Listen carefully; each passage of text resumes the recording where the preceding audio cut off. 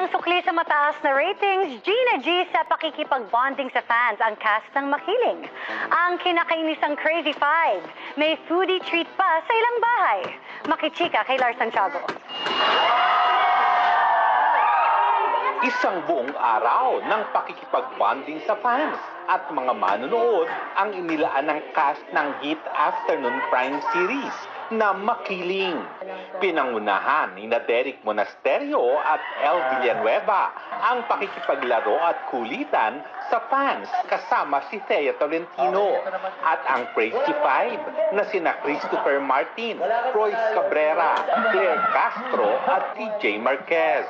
Ano ang pangalan? John? Malaki? Magano? Hindi. Ang Makiling Boys, kumasa rin sa push-up challenge. May papiging pa sila sa ilang bahay na kanilang binisita. Yun po yung way ng pag-thank you namin sa kanila, giving our time. Dahil sa kapanapanabik na mga eksena sa Makiling, may mga manunood nga raw na sobrang apektado ng takbo ng kwento at kasama na raw dito ang ina ni El. Si Mommy nag-visit sa set, gigil na gigil siya kay Portia. Parang sinasabi niya sa amin every time na nanonood siya ng Makiling, ay naku si Portia, pag nakita ko talaga yan, sasabunutan ko yan, ganyan.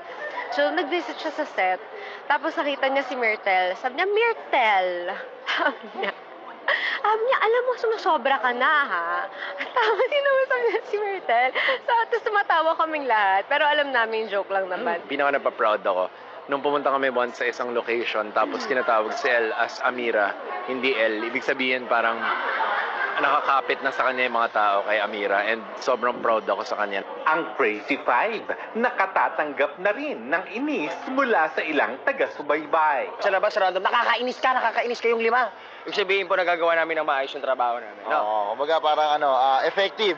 So, yung mga pagod at puyat namin, worth it lahat. Ngayon, nakaka-receive na ako ng mga messages, comments na nagagalit sa amin, pero nakakatuwa. Ginagawan pa ako ng mga edit na sinasaktan ko si Amira.